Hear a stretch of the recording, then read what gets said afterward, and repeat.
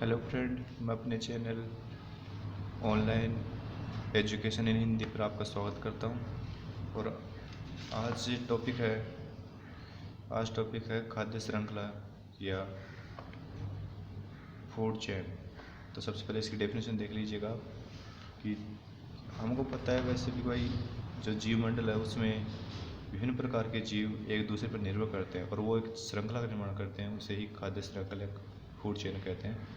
तो डायरेक्टली हम इसकी शॉर्ट में डेफिनेशन दे सकते हैं कि किसी पारिस्थितिक तंत्र किसी परितंत्र में उत्पादक से उच्च उपभोक्ता तक खाद्य पदार्थों या खाद्य ऊर्जा के स्थानांतरण के क्रमबद्ध प्रवाह पथ को खाद्य श्रृंखला या फूड चेन कहते हैं।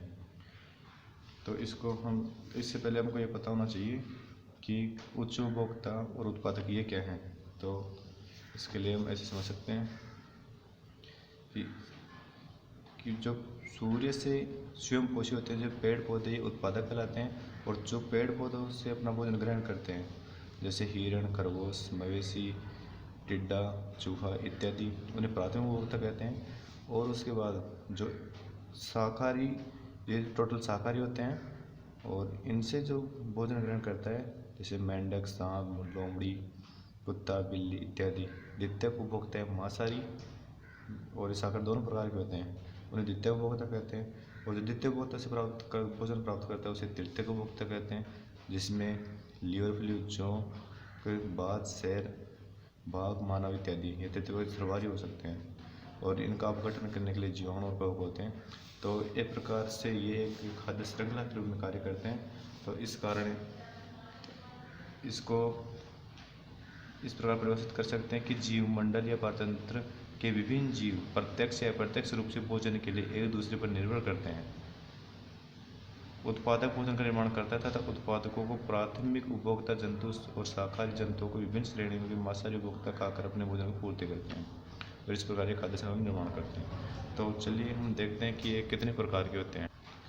तो मैं आपको बता दूँ, खाद्य श्रृंखला मुख्य रूप से 3 प्रकार की होती है। वैसे आपको कई बुकों में 2 प्रकार की भी मिल सकती है, लेकिन मुख्यतः 3 है। तो आपको तीनों टाइप में समझाऊंगा, ध्यान से देखिएगा। पहला है शाकवर्ती खाद्य श्रृंखला, इसे चारण खाद्य श्रृंखला कहते हैं। यह खाद्य श्रृंखला हरे पादपों से प्रारंभ होकर शाकाहारी प्राणियों से होती हुई मांसाहारी प्राणियों पर समाप्त होती है। मतलब कि शाकाहारियों से शुरुआत होती है और मांसाहारी पर खत्म होती है। जैसे घास को कौन खा गए? टिड्डे को मेंढक, मेंढक को सांप, सांप को मोर। और दूसरा एग्जाम्पल, घास को हिरन को शेर, पेड़ पौधे को चूहा, सांप और बाज। इस प्रकार से एक क्रमबद्ध एक श्रृंखला के रूप में ये भोजन का स्थानांतरण प्रथम उपभोक्ता से तृतीयक उपभोक्ता या सर्वोत्तम उपभोक्ता तक चलते रहते हैं और इसे खाद्य श्रृंखला कहते हैं। नंबर 2 है परजीवी भोजन श्रृंखला या परजीवी खाद्य श्रृंखला। यह श्रृंखला बड़े जीवों से शुरू होकर छोटे जीवों पर पूरी होती है, अर्थात इस श्रृंखला का अंत परजीवियों पर होता है। जैसे कि प्लांट है, प्लांट को कौन? मवेशी, कैटल्स खाएंगे, और कैटल्स पर जो परजीवी जोंक होती है वो उन्हें समाप्त करती है। तो ये बड़े प्राणी से शुरू होकर छोटे मतलब परजीवियों पर खत्म होती है। जैसे हरे पादों को भेड़ और भेड़ को लीवर फ्लू, मतलब कि छोटे जानवर हो गए ना।